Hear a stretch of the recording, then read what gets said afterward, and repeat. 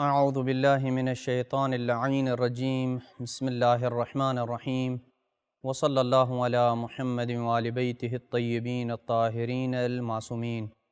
بارگاہ حضرت امیر المومنین صلوات اللہ وسلامہ علیہ سے پروگرام کاروان حسینی از مدینہ تا مدینہ کے ساتھ اپنے مومنین کرام کی خدمت میں حاضر ہوں۔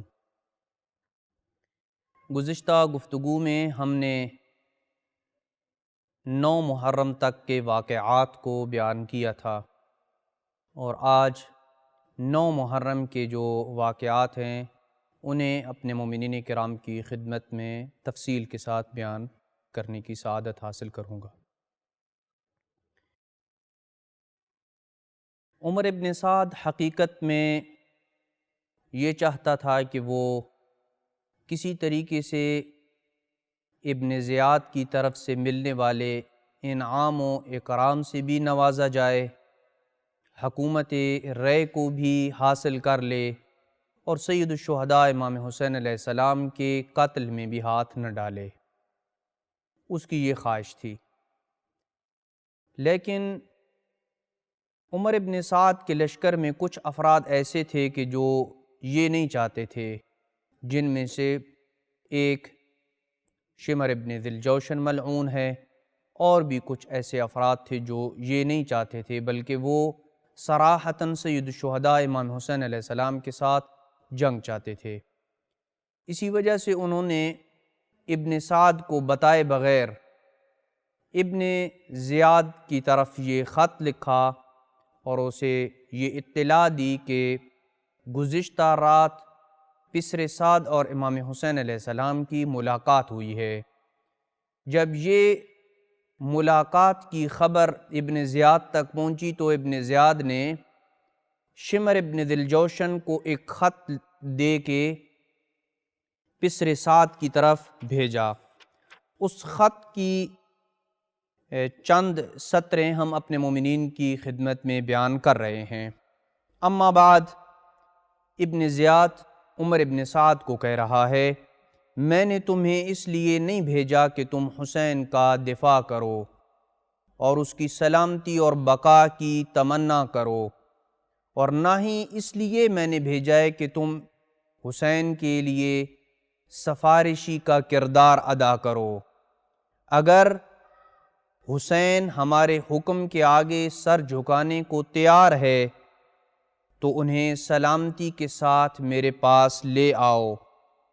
وَإِنْ أَبَوْا فَاحْذِفْ إِلَيْهِمْ، اور اگر حسین اور اس کے ساتھی ہماری حکومت اور ہماری بیعت کا انکار کریں تو پھر اپنا لشکر جرار ان کی طرف چھوڑ دو، حتیٰ تقتلہم، یہاں تک کہ تو حسین کو قتل کر دے، وَتَمَثَّلَ بِهِمْ، اور ان کے قتل پہ اکتفا نہ کرنا بلکہ ان کے قتل کے بعد ان کی لاشوں کا مصلح کرنا، فَإِنَّهُمْ لِذَلِكَ مُسْتَحِقُّونَ، اس لیے کہ وہ اس کے مستحق ہیں، العیاذ باللہ۔ فَإِن قُتِلَ حسین، اس ملعون کی جرت دیکھیں، اس کا اہل بیت علیہ السلام سے بغض دیکھیں۔ ابن زیاد خط میں لکھ رہا ہے کہ اگر حسین قتل کر دیے جائیں فَأَوْتِ الْخَيْلَ صَدْرَهُ وَظَهْرَهُ، تو امام حسین علیہ السلام کی پشت اور سینہ اقدس کو گھوڑوں کی ٹاپوں سے مسل دینا اور رون دینا۔ کیوں؟ فَإِنَّهُ عَاقٌ، اس لیے کہ حسین نے اپنے وقت کے جو حاکم ہے اور خلیفہ ہے اس کی نافرمانی کی ہے۔ فَإِنْ أَنْتَ مَضَيْتَ لِأَمْرِنَا فِيهِ جَزَيْنَاكَ جَزَاءَ السَّامِعِ الْمُطِيعِ، اے پسر سعد، اگر تو نے ہمارے اس حکم کی اطاعت کی تو ہم تمہیں بہترین جزا دیں گے، اس شخص جیسی کی جزا دیں گے کہ جو اپنے مولا کی باتوں کو سننے والا اور اس کی اطاعت کرنے والا ہے۔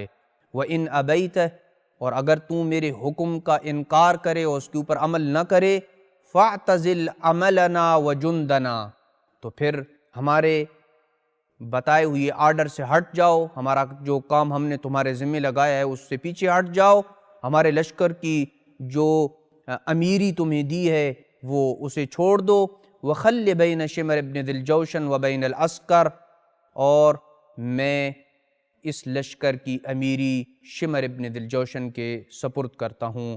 فَإِنَّا قَدْ أَمَرْنَاهُ بِأَمْرِنَا وَالسَّلَامُ، میں نے، یعنی ابن زیاد کہہ رہا ہے کہ میں نے شمر ابن ذی الجوشن کو یہ حکم دیا ہے کہ وہ امام حسین علیہ السلام کو یا تو بیعت کے اوپر مجبور کرے یا پھر ان کا سر کاٹ کر ہمارے حوالے کرے۔ جب یہ خط لے کے شمر ابن ذی الجوشن ابن سعد کے پاس آیا تو ابن سعد نے شمر ابن ذی الجوشن کو کہا کہ تیری بربادی ہو، لا قرب اللہ دارک، اللہ تیرے گھر کو کبھی آباد نہ کرے، تو کبھی اپنے گھر واپس سلامتی کے ساتھ لوٹ کے نہ جائے۔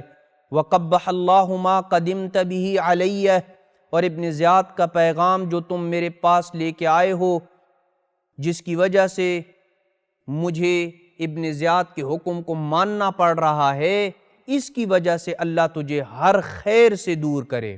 میں تو یہ گمان کرتا تھا کہ تو ابن زیاد کے پاس جا کے میری تعریف کرے گا اور اس کو قائل کرنے کی کوشش کرے گا کہ کسی طریقے سے ہم اس کام سے باز آ جائیں اور سید الشہداء امام حسین علیہ السلام کے قتل میں ہاتھ نہ ڈالیں۔ افسدت علینا امرا کنا رجونا ان یصلح، تو نے ایک ایسے امر کو مزید بگاڑ دیا ہے جس کی ہم یہ تمنا رکھتے تھے کہ وہ معاملہ بہتری کی طرف جا رہا ہو۔ سن لے، لا یستسلم واللہ حسین، یہ تمہاری خام خیالی ہے کہ حسین تمہارے سامنے سر جھکا لے گا۔ خدا کی قسم حسین کبھی تمہارے سامنے جھکنے والا نہیں ہے۔ کیوں؟ ان نفسا ابیہ لبین جنبیہ، حسین کے پہلو میں دھڑکنے والا ایک ایسا نفس اور دل ہے کہ جو کبھی باطل کے سامنے نہیں جھک سکتا، وہ ہمیشہ حق کا داعی ہے اور وہ حق کے راستے کے اوپر چلنے والا ہے۔ شمر ابن ذی الجوشن نے کہا اخبرنی ما انت صانع، پھر مجھے بتا، ابن زیاد کا تو نے حکم سن لیا ہے، اب تو کیا کرنے والا ہے؟ اتمضی لامر امیرک وتقتل عدوہ، کیا تو امیر یعنی ابن زیاد ملعون کے حکم کو پورا کرنے کے لیے نکل رہا ہے اور ابن زیاد کے دشمن سید الشہداء امام حسین علیہ السلام کو قتل کرنے کے لیے اگر جا رہا ہے تو ٹھیک ہے، وَإِلَّا فَخَلِّ بَيْنِي وَبَيْنَ الْجُنْدِ وَالْعَسْكَرِ، وگرنہ سائیڈ پہ ہو جا، ہٹ جا، اور اس لشکر کی امیری کا جو تحریری آرڈر ہے وہ میرے پاس موجود ہے۔ لیکن آئیے دیکھیں ابن سعد ملعون نے کیا جواب دیا، کہا لا ولا کرامت لک، گویا قتل حسین کو ایک کرامت اور عزت سمجھ رہا تھا۔ کہا یہ عزت اور کرامت میں تمہیں نہیں ملنے دوں گا، انا اتولا ذالک فدونک، تمہیں کبھی بھی جانے نہیں دوں گا، یہ کام میں خود کروں گا۔ الیاذ باللہ، خدا ان کے اوپر اپنی لعنت کرے۔ اس کے بعد شمر ابن ذی الجوشن ملعون نے دوسری بار پھر امام حسین علیہ السلام کے بھائی حضرت عباس علیہ السلام کے لیے امان کا مطالبہ کیا، اور جب امان نامہ لے کے حضرت عباس اور ان کے بھائیوں کے سامنے آیا تو حضرت عباس اور ان کے بھائیوں نے یہ جواب دیا، لعنک اللہ ولعن امانک، خدا تجھ پہ بھی اور تیری امان پہ بھی لعنت کرے۔ اتؤمنون وابن رسول اللہ لا امان لہ، فرزند رسول نواس رسول کو امان نہیں ہے اور تو ہمیں امان دیتا ہے، جا ہمیں تمہاری امان کی قطعاً کوئی ضرورت نہیں ہے۔ 9 محرم کے واقعات میں سے سب سے اہم ترین واقعہ جب ابن زیاد کا خط پسر سعد تک پہنچا، فنہض الیہ عشیۃ الخمیس، جمعرات کی شام۔ عشیہ عربی زبان میں زوال آفتاب سے غروب تک کے وقت کو کہتے ہیں، اس کے درمیان کا جو وقت ہوتا ہے اسے عشیہ کے نام سے تعبیر کیا جاتا ہے۔ اس وقت یعنی زوال آفتاب سے لے کے غروب تک کے درمیان کا یہ معاملہ ہے کہ 9 محرم کو، جسے روز تاسوعہ بھی آپ کہتے ہیں، ابن سعد ملعون نے اپنے لشکر کے گھوڑ سواروں کو حکم دیا، یا خیل اللہ ارقبی وابشری، اے گھوڑے سوارو، گھوڑوں کے اوپر سوار ہو جاؤ اور نماز عصر پڑھ کے سید الشہداء کی طرف متوجہ ہو جاؤ۔ یہ گھوڑے سوار امام حسین علیہ السلام کی طرف متوجہ ہوئے۔ امام حسین کس حالت میں تھے؟ وَحُسَيْنٌ جَالِسٌ أَمَامَ بَيْتِهِ مُحْتَبًا بِسَيْفِهِ۔ امام حسین علیہ السلام اپنے خیمے کے دروازے کے اوپر بیٹھے تھے، تلوار کی نیام اور دستے کے اوپر سر رکھ کے بیٹھے تھے۔ وَإِذْ خَفِقَ بِرَأْسِهِ عَلَى رُكْبَتَيْهِ۔ امام علیہ السلام نے اپنی پیشانی، اپنے سر اقدس کو اپنے گھٹنوں پہ رکھا اور ایک لمحے کے لیے امام علیہ السلام کی آنکھ لگ گئی۔ وَسَمِعَتْ أُخْتُهُ زینب الصَّیحَةَ۔ امام علیہ السلام کی بہن حضرت زینب عالیہ نے گھوڑوں کی ٹاپوں کی جب آواز سنی تو اپنے بھائی کے قریب آئیں اور کہا، اے بھیا یہ آوازیں سن رہے ہیں، یہ آوازیں کیا ہیں؟ امام حسین علیہ السلام نے سر اٹھایا، کہا، انی رأیت رسول اللہ فی المنام فقال لی انک تروح الینا۔ اے بہن زینب، کچھ لمحے کے لیے میری آنکھ لگ گئی تھی، میں نے اپنے نانا رسول خدا کو خواب میں دیکھا، وہ کہہ رہے تھے حسین تو ہماری طرف آ رہا ہے۔ بہن زینب نے جب یہ جملہ سنا فلطمت اختہ وجہہا، بہن زینب نے منہ پہ ماتم کیا، اور جب ماتم کے اس انداز کو امام حسین علیہ السلام نے دیکھا تو کہا، بہن زینب خدا آپ کے اوپر رحم کرے، صبر کریں۔ حضرت عباس علیہ السلام کو کہا، یا اخی اتاک القوم، قوم اشقیاء آ گئی ہے، آپ جائیے۔ کن الفاظ کے ساتھ حضرت عباس کو بھیجا؟ کہا، یا عباس ارکب بنفسی انت یا اخی، اے میری جان عباس، اے میرے نفس عباس، سوار ہو جاؤ اور جا کے پوچھو اس قوم اشقیاء سے کہ یہ کیوں آئے ہیں اور کیا چاہتے ہیں۔ حضرت عباس علیہ السلام 20 شہ سواروں کے ساتھ آئے، جن میں زہیر ابن قین اور حبیب ابن مظاہر تھے۔ آ کے پوچھا تو انہوں نے جواب دیا، یعنی عمر ابن سعد کے لشکر کے جو افراد تھے انہوں نے جواب دیا کہ یا یزید کی بیعت کریں یا پھر جنگ کے لیے آمادہ ہو جائیں۔ حضرت عباس علیہ السلام نے کہا کہ ٹھہر جاؤ، میں اپنے آقا سے پوچھ کے آتا ہوں۔ امام حسین علیہ السلام کے پاس حضرت عباس آئے تو حضرت عباس کو امام حسین علیہ السلام نے، یہاں پہ 2 روایتیں ہیں۔ ایک روایت کہتی ہے کہ حضرت عباس کو امام حسین علیہ السلام نے جو جواب دیا وہ یہ تھا کہ اے بھیا جا کے ان سے کہیں، اے عباس جا کے ان سے کہیں کہ ہمیں 1 رات کی مہلت دیں، کل صبح ہم فیصلہ کریں گے کہ ہم نے کیا کرنا ہے۔ امام حسین علیہ السلام نے یہ مہلت کیوں مانگی، اس کے اوپر ہم بعد میں آنے والی گفتگو میں ڈسکس کریں گے۔ ایک یہ جواب تھا۔